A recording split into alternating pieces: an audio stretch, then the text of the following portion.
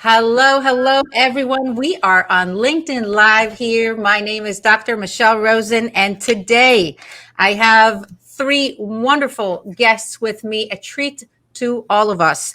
We're going to be talking about shifting talent trends from leaders' perspectives.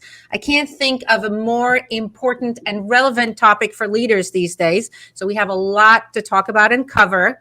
I'm so happy to have with me Shavit Bar-Nahum, who is the MD Global Talent Strategy and Employee Experience at Moodys Corp. So welcome, Shavit. Thank you. Thank you. Happy to be here. And I have Ria Rossini Nichols, who is the Head of Talent Learning and Development at Wells Fargo. Welcome, Ria. Thank you. It's great to be here. And I have Anthony Marino, who is Executive Vice President and Chief Human Resources at Fiserv. Welcome, Tony. Great to be here. Thank you. So glad to have all of you. And, this is also a message to anybody who is joining us, anybody who is with us.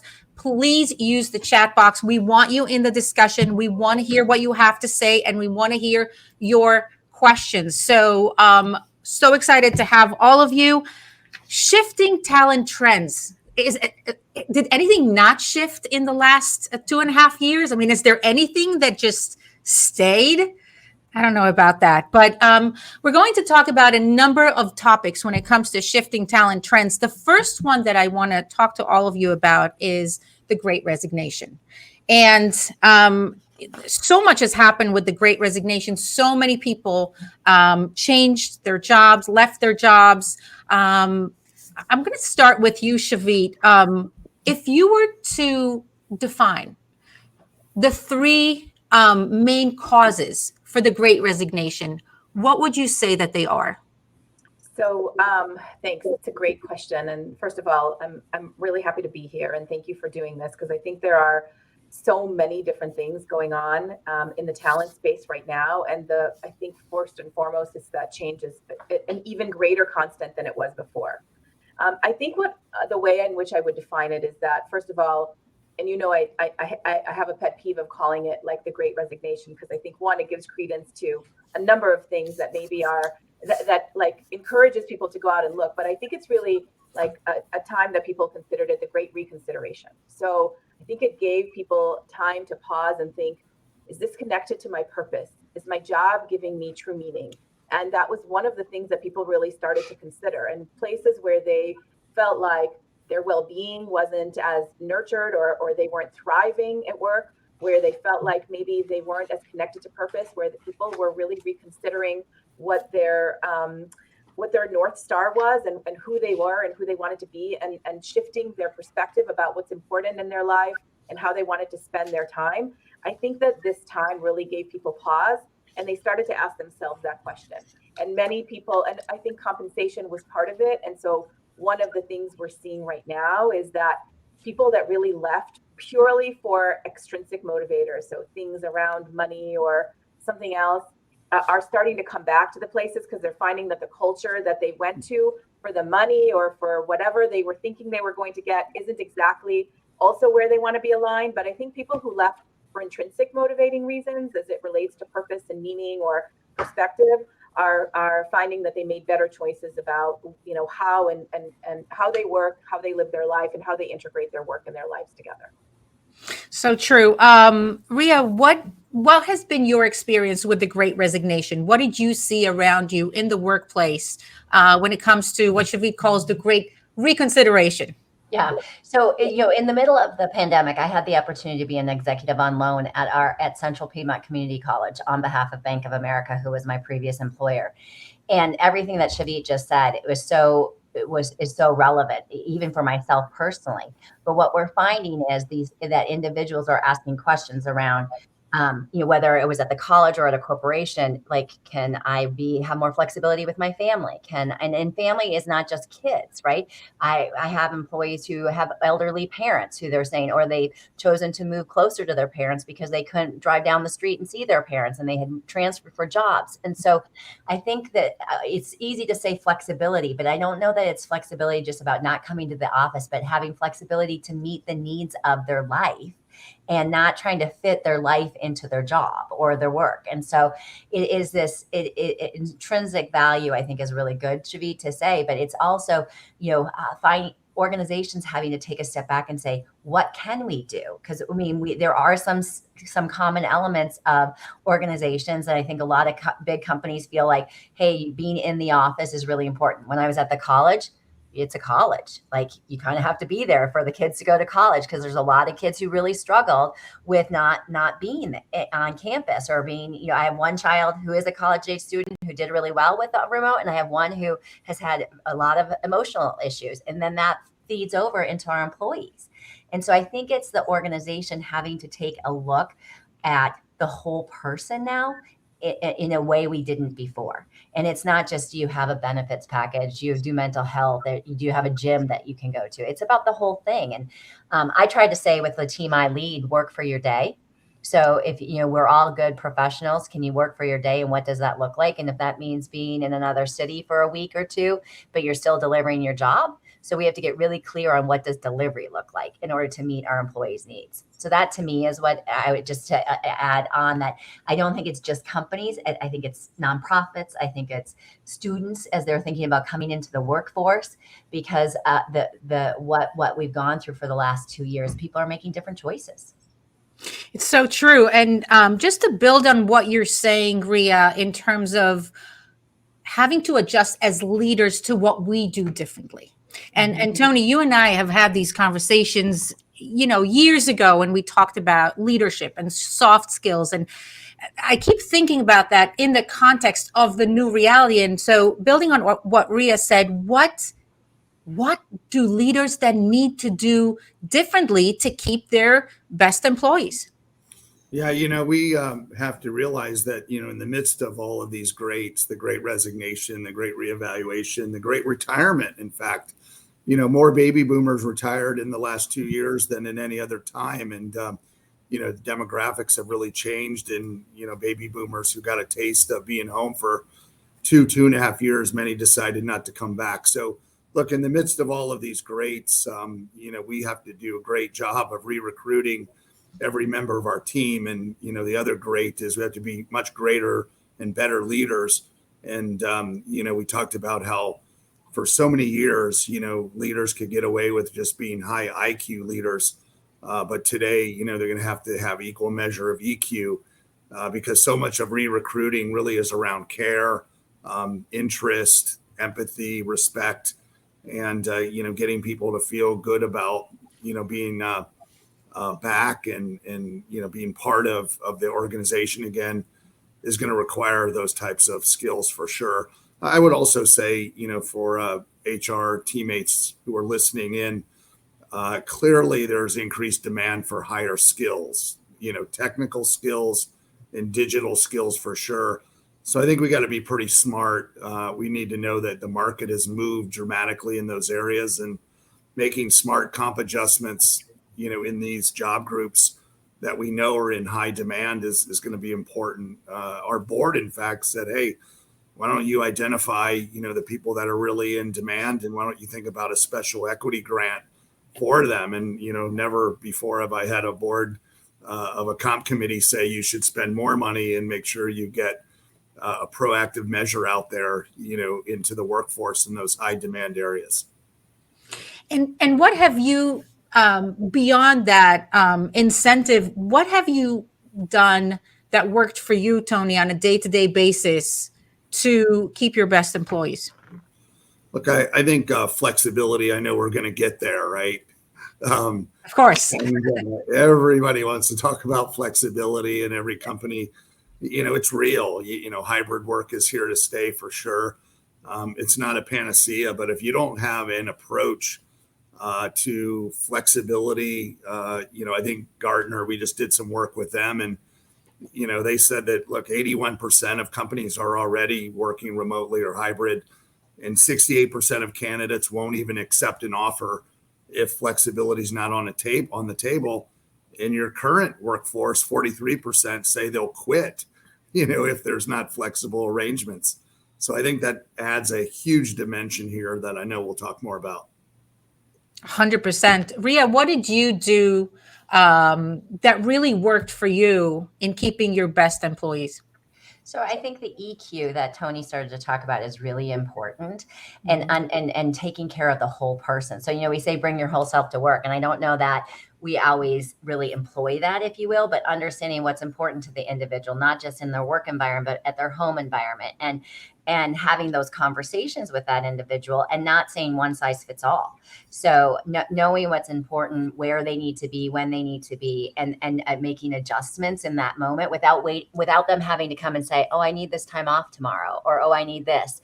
I think being one step ahead. And sometimes it's money, to what everyone said, but flexibility is really key. But flexibility is different to each person. So having that EQ to know what they want and what they need is really, I think, is really important.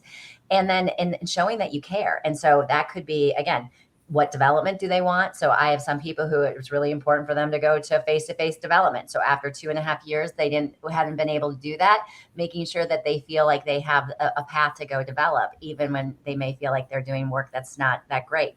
To Shavit's point, we've had some people come back to work for us and realize that maybe the money wasn't always great, but making sure that you're having those conversations. So I think the whole self, having that EQ as a leader to understand and not just say, I'm going to do this for everyone, but do the things that really matter to the individuals is really critical. Absolutely. Shavit, I'm finding in my conversations with leaders that leaders feel that they're torn in different directions. I mean, there are so many tasks to a leader from the beginning, from the get-go, and then now you need to also make sure that your employees have purpose and that they feel understood. And not everyone has. I mean, some people naturally have wonderful, a high level of EQ and very, very good interpersonal skills, but some people don't have that. What do you think? What do you think about that? What do you think leaders should do if they feel that it's just another thing that they have to, put on their plate and make sure that they excel at? I mean, I think that leadership, kind of the shift to resonant leadership has happened over the last maybe 10, 20 years. And so I think the expectations of leaders are there. Do leaders have the skills to do it well is a completely different question. But I think that I think that leaders know that there's an expectation of them when they step up into those roles, and leadership skills and management skills tend to be very different. And I think that there's a lot of work that companies, organizations, individuals, teams need to do to really hone those differences between what it really means to engage people as a leader and what it means to manage the day-to-day. But I will say that I think there's a few things that I'm seeing starting to happen. So I think flexibility is important, but I actually think what people are talking about is they're talking about agency and the ability to kind of make some decisions and make some choices about what's the best way for them to work. And so we need to think about this traditional model that we had for many, many years. Do people need to be productive within an 8 a.m. to 5 p.m. window, within a 5-day work week window? Or are there different ways to think about that? If we do a better job of setting goals and thinking about objectives and key results, can people manage things via managing projects like we do more when we do tech and agile teams versus thinking about, the way in which you have to fill up your day? I think the other thing is people have gotten into some people are better at communicating what they need, and some people need to be asked. And as leaders, we need to be curious. But we need to be curious and ask the right questions. But we also need to listen to the answers. And I think the thing that people are looking for, where I think we sometimes fall short, is the follow through. So it's not just enough to have the conversation and to say, I've heard you. I know that this is what's important to you. I know this is what you need. But what am I going to do to really be an agent for you and help myself to follow through on the things that we've talked about and the things that we've discussed. So there's a lot of opportunities for leaders, and leadership development continues to be an incredibly thriving field because there's a lot that needs to be learned. We have, to Tony's point earlier, we have a new generation of leaders coming in. As we have a generation of leaders coming out, we have a new generation of leaders coming in, and they were brought up in a much more digitally enabled world than some of us were. And so that means the communication is different. That means the interactions are different. That means that the responsiveness level is different. And I think all of us need to understand the generational differences in communication, in technology, and be able to incorporate that into the way in which we work Because I think we just have to remember that we're in this is a big shift. I think the world will never be, the world we know will never go back to the way it was before. And so if we don't adjust, we will be left behind. And so we've got to think about what are those key areas that we need to think about, how we adjust the way we work and how we adjust our mindset. 100%. And I just want to add one more thing to that I found to be very helpful also is purpose. Because there's something about the workplace that goes beyond the role, and especially for the younger generation, as we shift in generations, it really is a process of what am I becoming here? And when the what am I becoming here is very clear, and the process is a process of growth that the individual feels, I feel that it extends beyond, the day to day, it's hard here, it's hard there. And it extends well beyond what do I get paid here or what is my position here. If it is a process of becoming, then in a way we can, look through those lenses also at the leaders. If we need to up our skills and up our game, then what are we becoming here? We're becoming better people. If the workforce, if the employees are becoming something that is far greater than what they were when they joined us, then I feel that it gives all of us just more resilience and more a better glue in our connection together. We talked about this, Michelle, when we talked about resilience like a month ago, but I'll just say one thing and then we can talk about it. But I think that if the pandemic or now endemic has taught us one thing, is that our time here on this earth is short and precious. Yeah. And so we have to really be purposeful about how we choose to live our lives every day.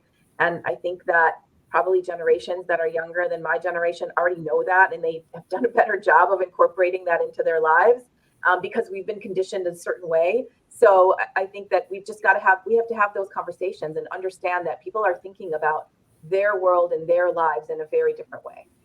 It's almost like a judo move, if people look for purpose and they look for something that is greater than their job, I guess the question for leaders is, can we provide that in the workplace? Because at the end of the day, yes, you can live on a boat for a while, you can throw everything, but you're saying people are coming back. So if people are coming back, it's not, just quitting and doing something, it lasts for a while. Maybe our job as leaders is to provide that purpose, that growth journey better in the workplace. Ria, what do you think? I would argue, though, too, what Shavit said and what you were saying, Michelle, is so important. We as leaders have to be willing to be flexible to do that. So, I mean, I know flexibility can mean so many different things, but if it would be easy to say, oh, well, they're not working as hard because they want to have purpose, or it's really important for them to do outside of work hour things or projects outside. If we aren't going to be nimble and agile to work with them and see that, because that's an assumption that's not necessarily accurate, right? A lot of us grew up in this era that you had to work 100 hours to be doing a good job and progress your career. And that's not to say that this younger group or the people coming back who want more purpose aren't working hard. They're working differently. And so I think we have to adjust what we think that looks like and what that might be. And honestly, the time I spent at the college opened my eyes to something I never would have had I not had that opportunity.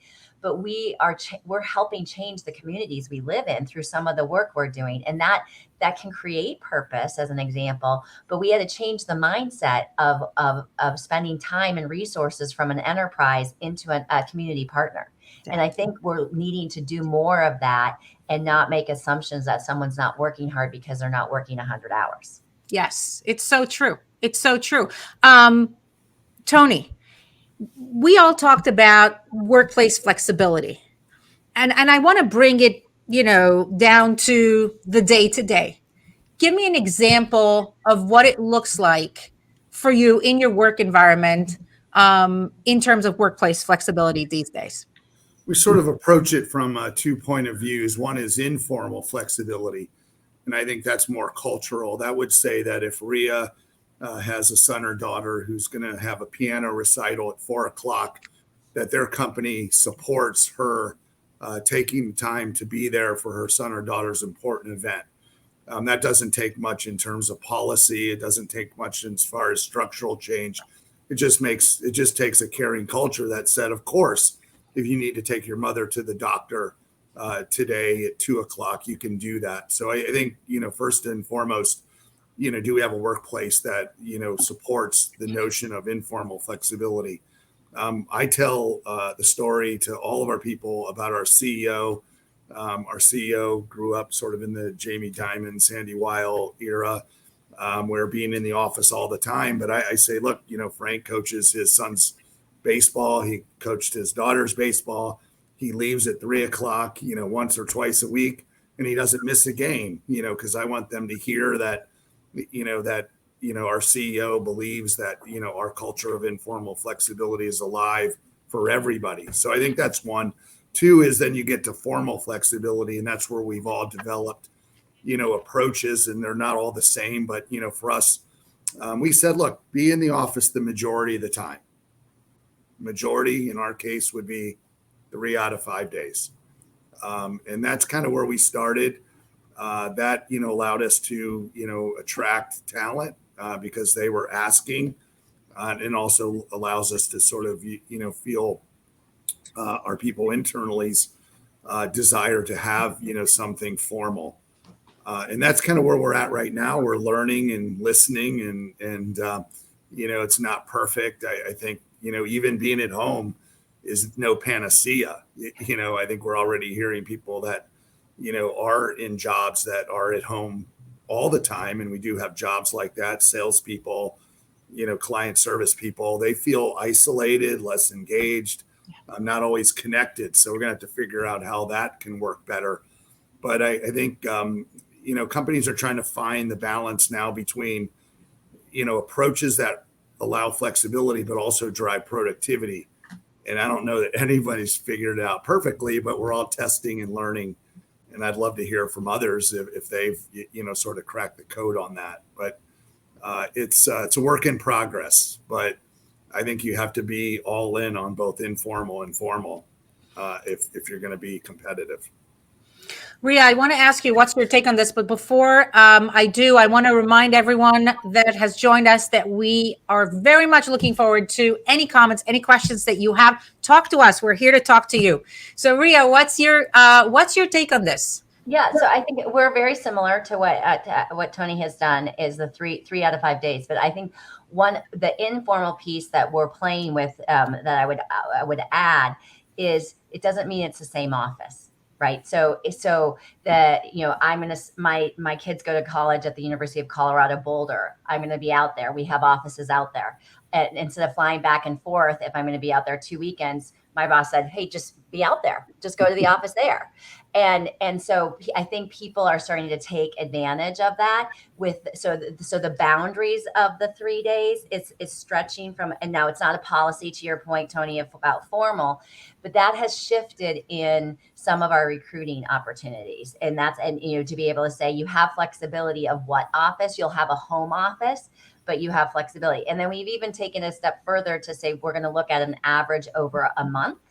And so maybe there's 1 week you're in every day because that's warranted. And then the next week you're only in 1 day and then the split. And so by looking at it at a month view, you get to be an average. So you have some flexibility to pull the different levers for individuals, if you will. And then we're not looking at specific timeframes. So we try to get rid of some of those really formal boundaries that you would look at, like what does a day mean? Because we had people asking, well, do I just badge in? And we're like, be professional. Like if you need to be there from 8 to 12, great, then go home and finish work. I mean, so trying to have, yes, formal, but also to the cultural piece and informal, but adding informal into the boundaries of the formal. And having recently switched companies, that has made a huge difference as I've been trying to recruit people personally and what we're seeing in our numbers. I love that. And Shavit, going to you with a question asked by Julianne here, and she is asking, what strategies have you seen help enable your leaders with EQ? So I want to go back to that and just answer Julianne's question. What do you think? What have you seen? What strategies have you seen that help those leaders that were really struggling with their EQ? So the good news is that EQ can be developed over time. And so I'll start with that. Doesn't mean we always do it well, but the good news is that as you get older, you build hopefully you build your IQ and it gets better over time. One of the things that we've done is we went from just looking is creating some accountability for the behaviors that feed into EQ, and then creating some programs and having dialogue and talking about it and finding the best people in the organization that lead by example. So I'll break it down. So things like really also having competencies that look at the how and really set expectations for how leaders should behave and what does it mean to listen? What does it mean to be authentic? What does it mean to be self-aware? What does it mean to, be composed and manage your stress and tension in a composed way when you're with yourself and with others? So we've incorporated those elements into our core behavior success model. And we did it, by the way, not just for leaders, but for the entire organization. So there are those aspects, the how aspects that are for everyone. And then there are specific ones that are for leaders. That's one of the things. And then we really, so I'll give an example. In one of the functions that I was supporting, we every month or every other month when we had kind of a town hall, we would showcase one of those behaviors and we would break it down and find 2 or 3 people who were exemplars in that. And we would talk to them about what they do and how they implement it and what examples they have. Because it's one thing to sit in a classroom and understand EQ and go through the model. That doesn't help anybody really develop EQ. Developing a sense of self-awareness and learning how to self-monitor, that takes years of work and years of reflection and the ability to create space for that to happen. But by showcasing leaders who have done it really well and hearing their journey, hearing what they've tried, where they failed, where they've succeeded, that example is a beacon really.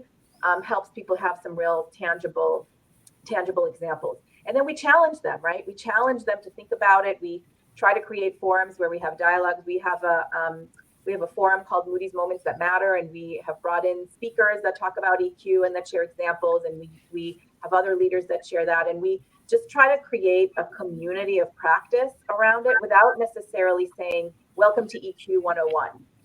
And just really, thinking about what are the elements of EQ we want to infuse into our culture, into our programs, and into our processes.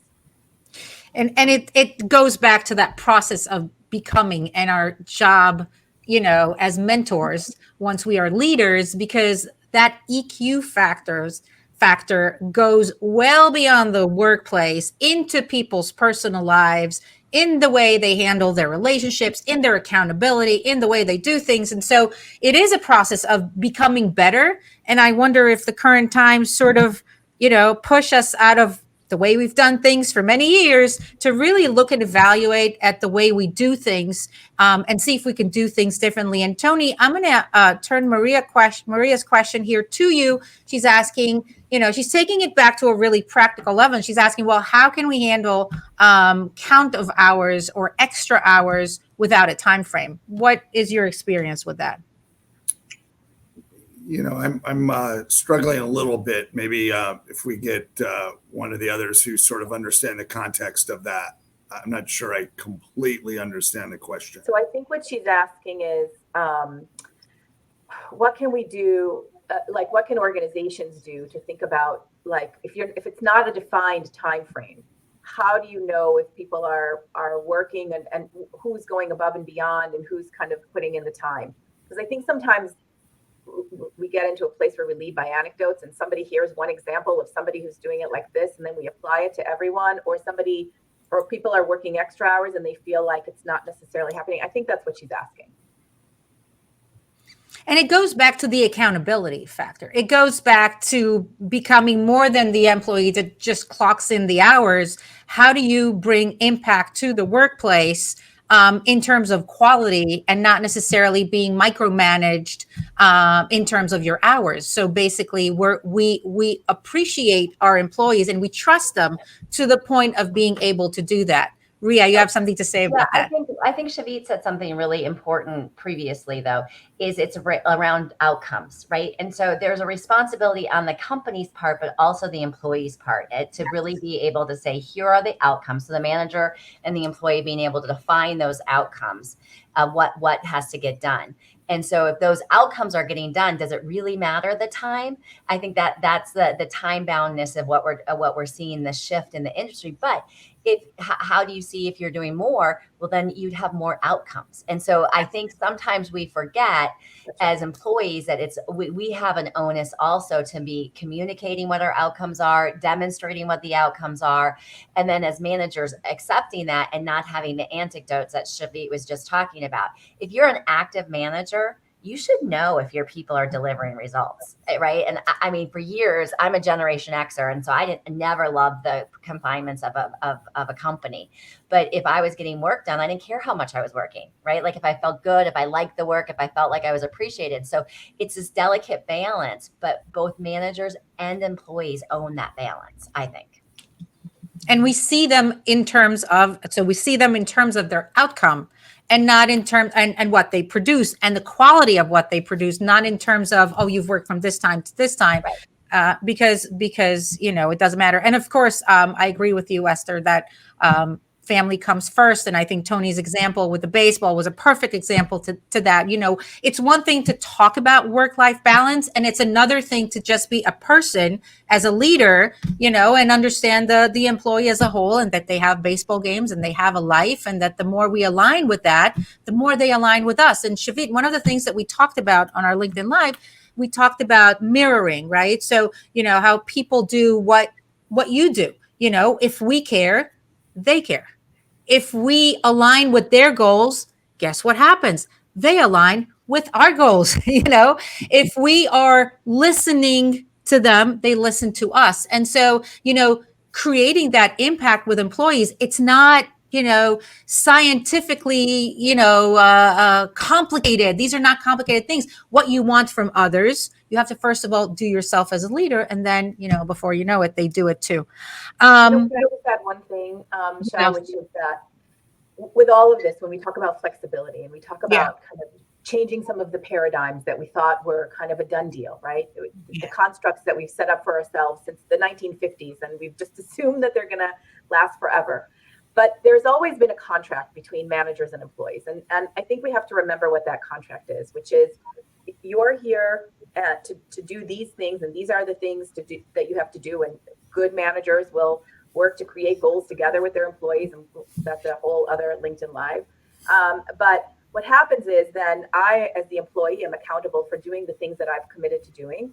And my manager is responsible for helping me if I'm off track or if I'm not doing those things, to be able to create a dialogue and a conversation about where we need to course correct. So as we shift to a world where there's more agency and more flexibility, it's going to be more important than ever for managers to really understand not how to micromanage, because that's not what, that would be completely in the opposite and the wrong direction, but how to help somebody create that structure and work within these new paradigms and confines. And then if they're off track, to have that conversation. This is why when we measure performance, it's not just have you met your goals. The people who excel and exceed are those that take their goals and transform them to take them to the next level. And if you're thinking, if it's just about doing what the company's asked me to do, and then I'm at my baseline. But if you want to advance and there is still a contract about when you demonstrate certain things in a certain way. Now, that doesn't mean you need to kill yourselves and work 20 hours a week.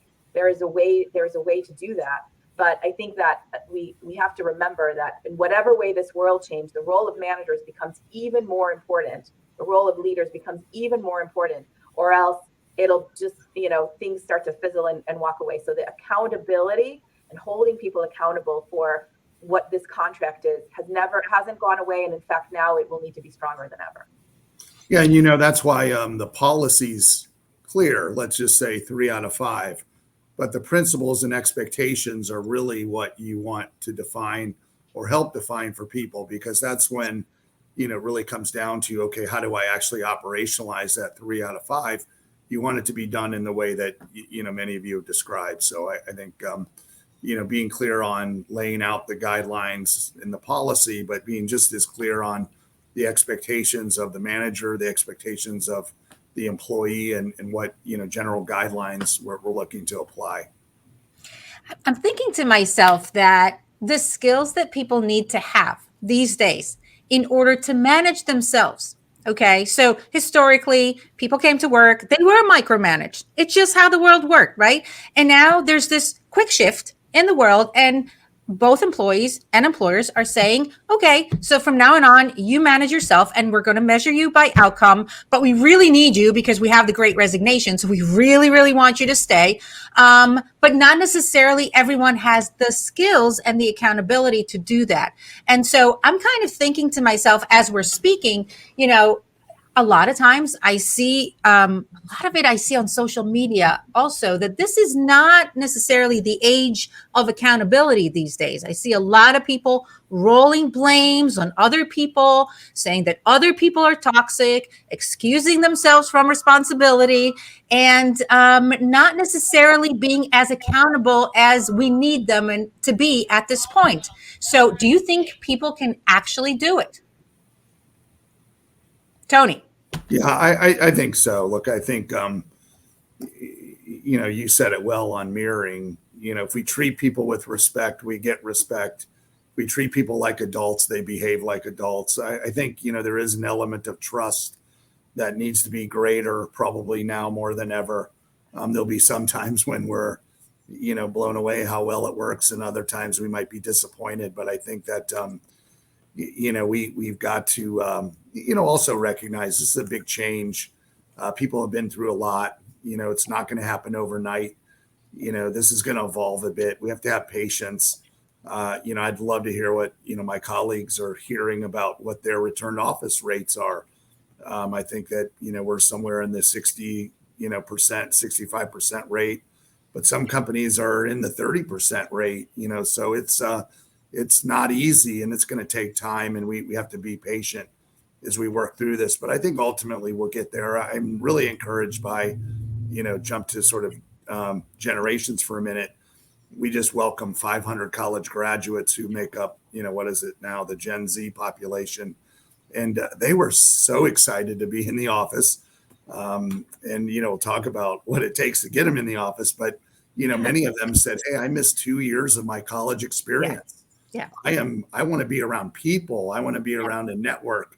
I want to socialize. And, I'd also say that, clearly the EVP that we all have, our own employer value proposition, needs to be flexible and adjusting because, it's interesting. I think they love a great office and they love great food, so we're kind of learning, that your EVP is such that people don't want to go to an office that looks like it's 1975. And, amenities like, food have now risen sort of on the list. So And I don't know what that means or says, but that's what they told us. And that's what they say they love coming for, because they get great meals. Yeah. First of all, whatever works. Whatever works. Shavit, you said sunlight? I mean, look, I think the environment that you work in is really important. And we've maybe taken, I don't know, I guess when I grew up, it's wherever you went into the office, this was your space. It was a cubicle, or you had a hotel space, or you worked out of 3 different offices, and you figured out how to make it work because nobody was talking about it. And you just shut your mouth, grinned and bear it, and moved on. And that's okay. I mean, I honestly believe that's what Gen X is all about. We just what this? Okay, we'll move on. And I think that we have a lot to learn from the generations that are coming in underneath us, and the way in which they voice their needs and their wants, and what psychological safety means to them, what flexibility and agency means to them, what autonomy means. But they also have a lot to learn. And we have to create that balance between those two things. Just like we learn from the generation, we learn good things and maybe not great things from what came before us. It's the same thing, but it is our time really to pay it forward and help to create resilience. Look, we've incorporated some programs, and we have a return to office pilot going, because we didn't want to mandate, and we didn't. And for us, it was really about, let's start with maybe some anchor days. Let's make sure that people are coming in and having those meaningful connections and interactions, so that they can remember what it's like to have social interaction, and not kind of to sit in a abandoned bedroom all day and just talk at a computer. And so really creating those meaningful engagements has been part of our strategy. But we also have a work from anywhere program. So for 2 weeks out of the year, you can choose to work from anywhere you want to. I worked for 2 weeks out of Aruba. It was amazing. It was an incredible way to do all of the things I needed to do and be productive, but also spend time outdoors and outside and create balance in my life. And I think that many people take advantage of that program. So we have lots of different ways in which we've incorporated it, but for us, we're running things more like a pilot and trying different things in different offices, because we want to hear about people's experiences, and we want to, like, for coming back to the office isn't about productivity, it's about connection. And when you have better connection, you have better engagement. And when you have better engagement, you have better productivity. So ultimately, like, all of it is, of course, very intertwined, but we want to make sure that we're bringing people back for the right reasons, and that, you know, they're not spending their day on a Zoom screen in the office with long commutes. I mean, the commuting time is one of the greater dissatisfiers that people have in every generation. I'm 15 miles away from the office, and it takes me an hour and a half to get there. Like, that's difficult. And so thinking about how we have integrated our work and our life over the last few years, when we've been at home and more accessible to our families, makes it very difficult to all of a sudden spend every day in the office. So we're testing different things out. We're listening to people. We're looking at what other companies are doing. And I think this is part of organizational EQ, which is really creating a level of self-awareness. And to your point, Tony, about the EVP, what for every company is your employee value proposition, and what, you know, why do people come here and why do people stay here? Yeah. The other thing, Michelle, I would say, just to play off of what Tony had started and what Shavit said, the different generations and how to integrate. One of the things we've been trying to do, similar to pilots, but not on workspaces, they have this new generation has a different way of learning. So how can we capitalize on that?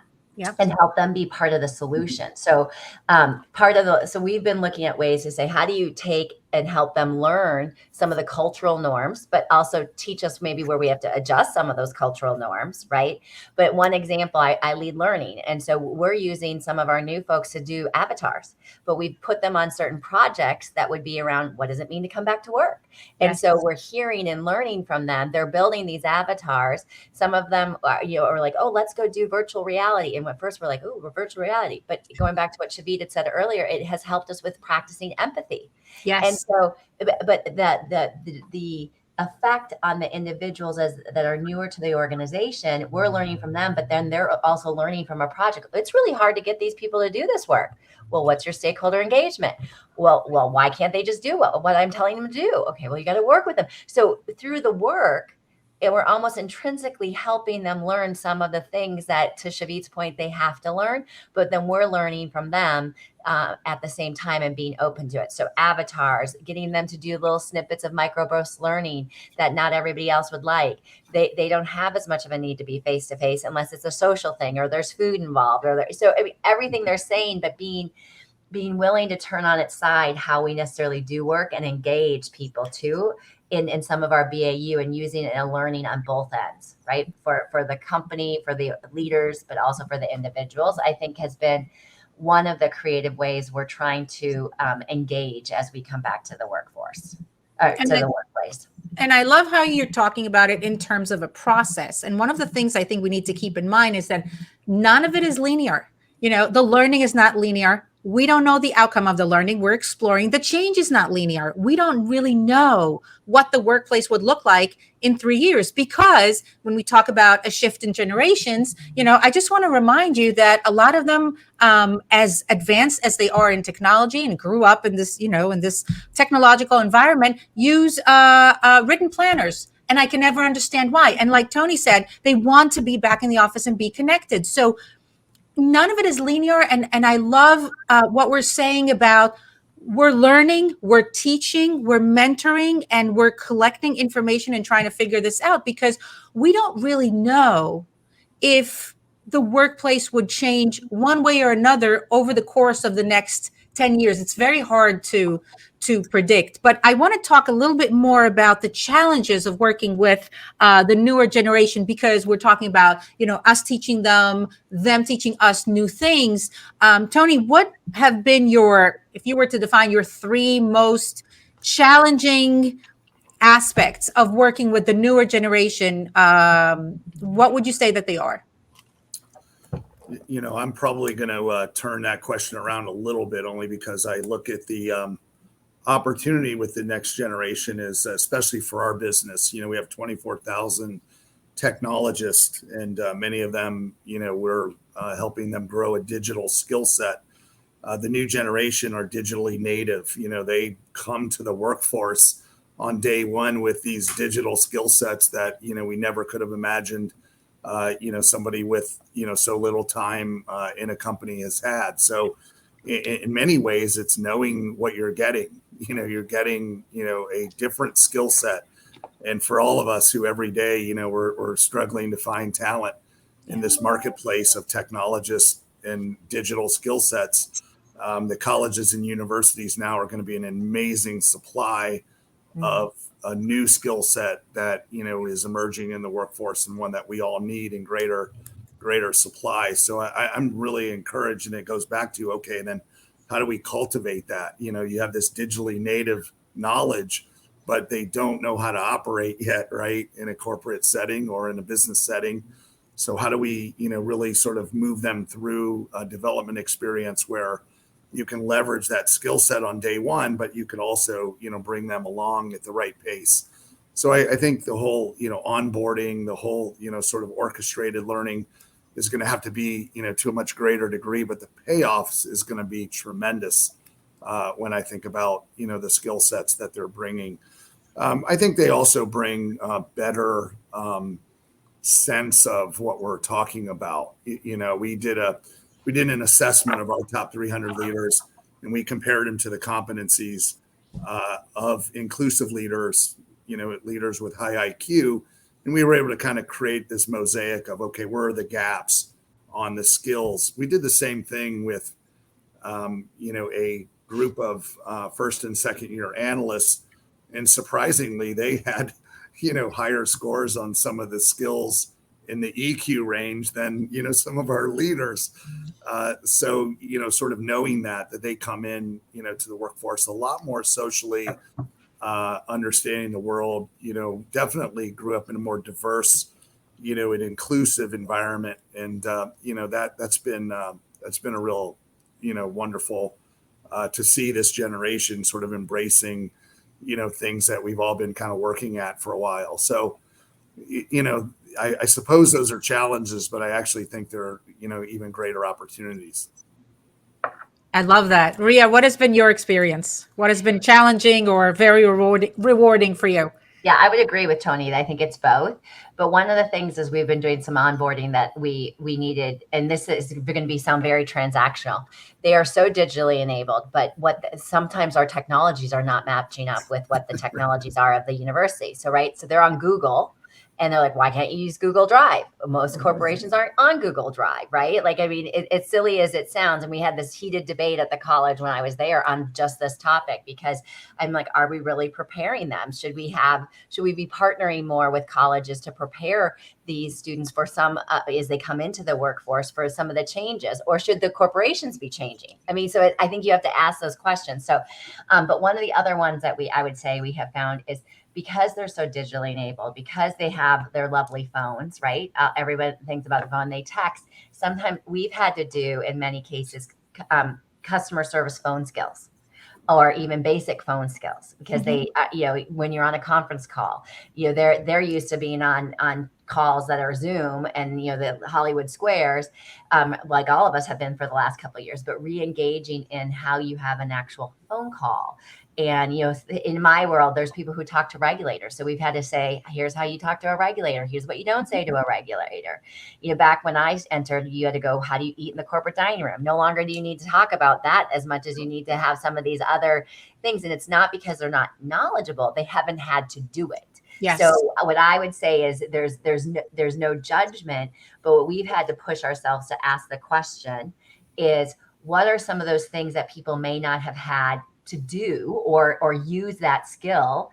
And then what's our expectations? Because of, it was very different when I worked for Microsoft than it is working for a financial services company, right? So learning some of those, the how-to in business and making sure they have a chance to practice. So back to one of the things we employed, virtual reality. I never thought I would say virtual reality for performance reviews is really important, but we have one that you can choose. Are you doing virtual reality? Are you in Are you doing it geographically dispersed? So are you doing it on a video of a conference call? Are you doing it on a telephone? Are you doing it face to face? How do you give and receive constructive feedback in those mediums? Well, now you can go and practice. So if you're someone who is a manager and you've never done it, you can practice. But now we also these employees that can do it. So we've started to use some of that more differently to practice phone calls as one example. So I think it's about being creative and not making assumptions that people don't know how to do it, but have they had to use that skill or have they had to really exercise that muscle? I love that. Not to assume anything when you mentor and how important mentorship is. And sometimes it's hard for us to realize what they don't know, what the newer generation doesn't know or didn't practice, as many of them started their new workplace remotely through the pandemic and just didn't get those skills or exposure or mentorship. Right. Even my son, he's an Army ROTC gentleman, but his first 2 years of college, he never went to a class. Yeah. Face to face. Yeah. And so this summer, they have asked them all to come back early because they want to take through what they expect and how to behave as an ROTC officer on campus. Yes. Yes. And so it's the care and feeding and whatever it is we have for across all levels, if you will. 100%. Shavit, I'm going to turn Julianne's question to you. She's asking, how are you handling the challenge of bridging the gap between the generations? Oftentimes, the older you are means more tenure. Gen Z looks for mobility, fast growth. How are you establishing development and mobility while also supporting or retaining tenured talent? So first of all, we need to stop using phrases like pay your dues. And that, you need to have these 12 kinds of experiences over 20 years before you're even allowed to touch this kind of activity.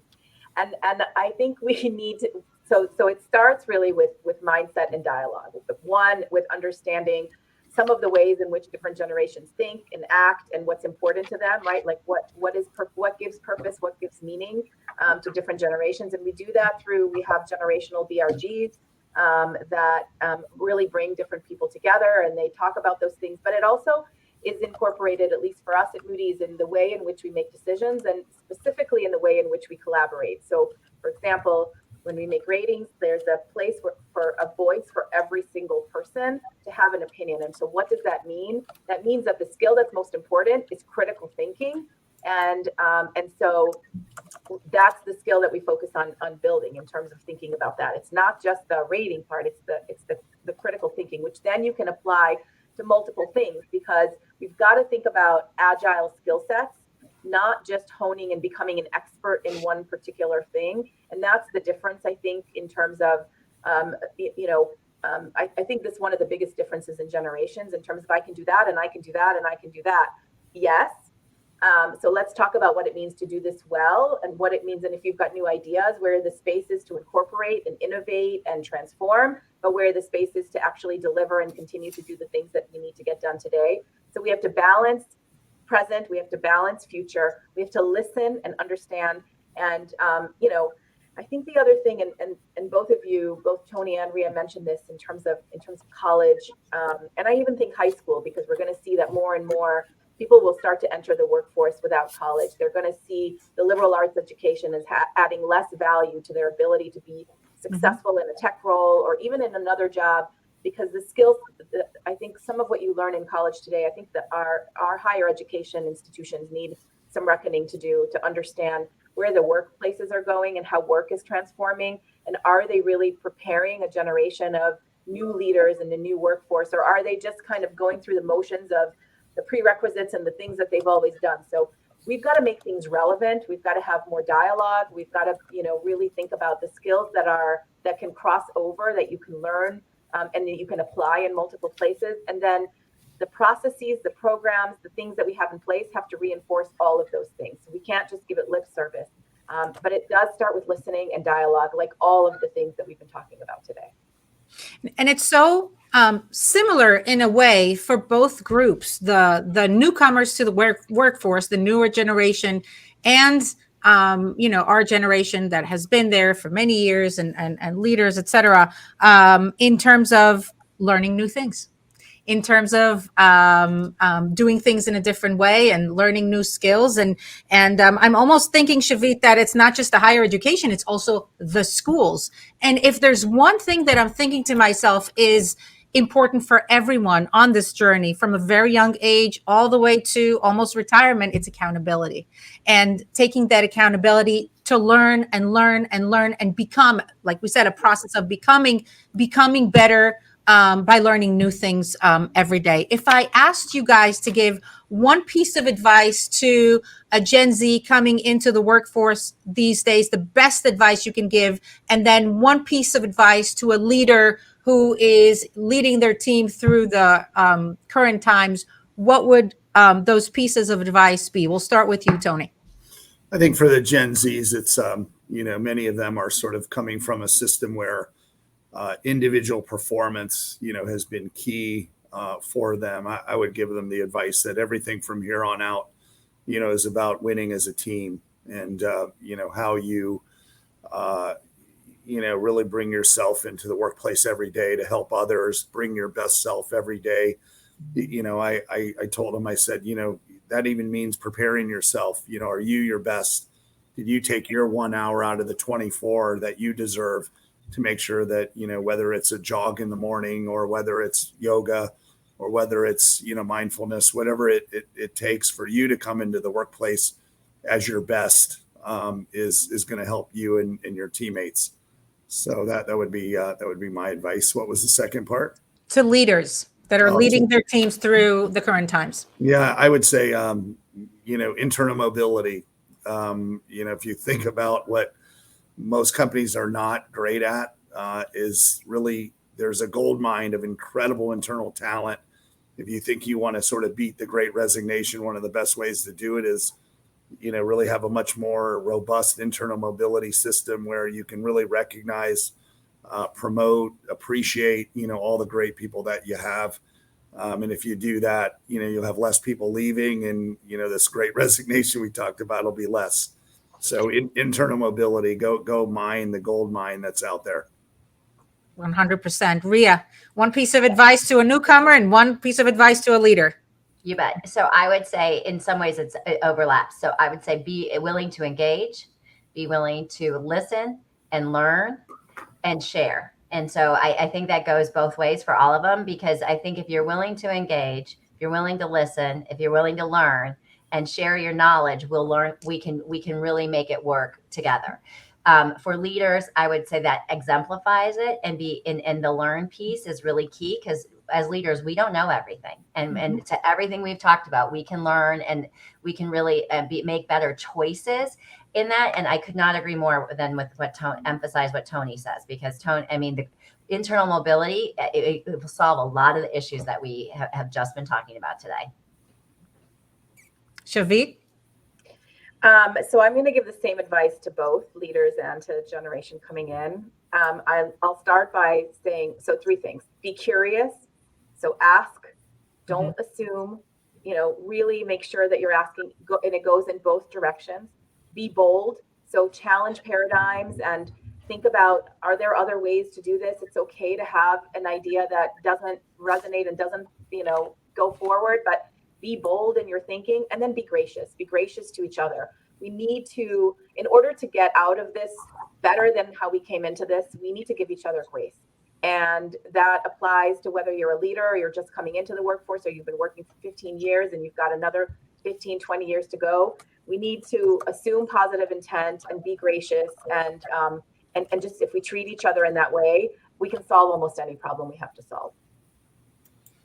And I like that. I love that optimistic approach, because we are in this together. The world has changed so drastically, but if we look at it as we have all of us together as a growth opportunity to learn new skills, to up our game when it comes to our EQ, not just the workplace would be better, but our lives would be better. So maybe these are sort of our growth pains in becoming more mindful in every aspect of our lives. Thank you all so much for joining me today. It's been such a wonderful hour with all of you. So thank you, Tony. Thank you, Ria. Thank you, Shavit. And thank you, everyone who joined us today. We enjoyed it. Thank you, Dr. Rozen. Thank Thank you all. Thank you, everyone.